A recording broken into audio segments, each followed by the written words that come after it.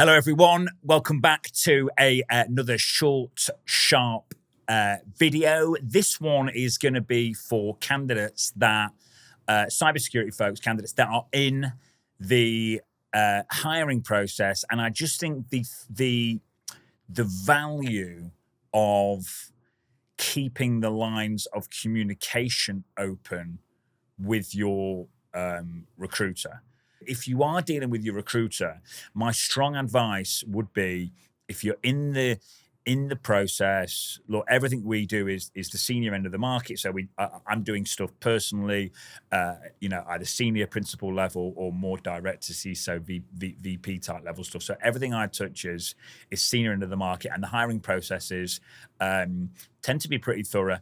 And they are really important. And I have some folks that are so communicative with me. We're hopping on and off the phone. Doesn't have to be a long phone call, but even if it's 2 or 3 minutes, like, we're hopping on and off the phone between processes. We're keeping the lines of communication wide open, and little tiny things crop up that might not seem like the be all and end all, but they do compound to make a difference at the end of the process. And I've just had 2 great examples, and I've spoke to the particular chap involved on this one who fell short, and I've told him I'm going to do this video, and he's cool with it, so I'll do it. And I'm not going to name him, but there was a chap that came through. He was great, very good candidate, and very communicative at the start. But then he's currently very busy with his current employer. They're putting him under a lot of demand, and he didn't really want to come to the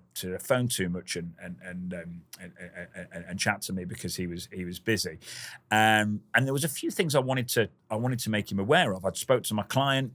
There was a conversational piece to the interview process, and there was also a practical piece to do with some network pen testing. Nothing too heavy, fairly high level stuff. Just discovering some, just basically SSHing in through a Kali box and discovering some hosts, some vulnerabilities, and just basically showcasing some basic offsec offensive security principles. And I just wanted to have a detailed chat with this particular person about this part of the process to make sure they were well informed, and from a mindset perspective, they were going in there with high degrees and levels of confidence.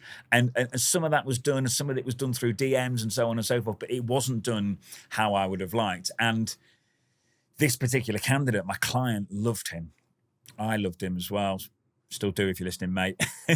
And it fell short. The feedback I got was, Tom, we're gutted. Like, we really wanted that to work.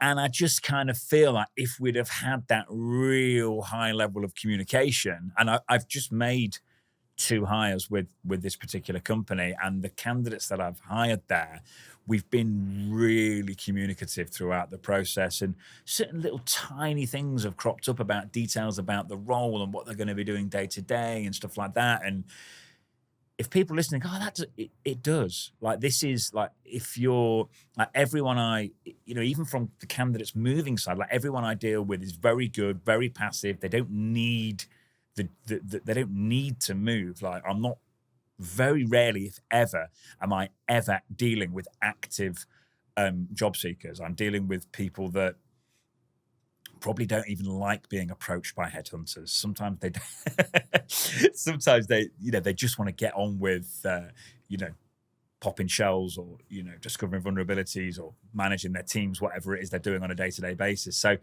I think just the point I'm making here is keep the lines of communication open with your recruiter. Even if you're a really senior guy or girl and you know a lot, there'll be certain things that you know way more about than me, but there'll be certain things you don't. And when you're in hiring processes all day, every day, you get to know the ins and outs of what different jobs are like, what goes down and what goes on. And I just think it can absolutely pay dividends. You want to be informed going into a hiring process. If you're genuinely a good fit for the role and the company, which you will be, it's the whole reason that I have either myself or instructed my team to proactively approach you.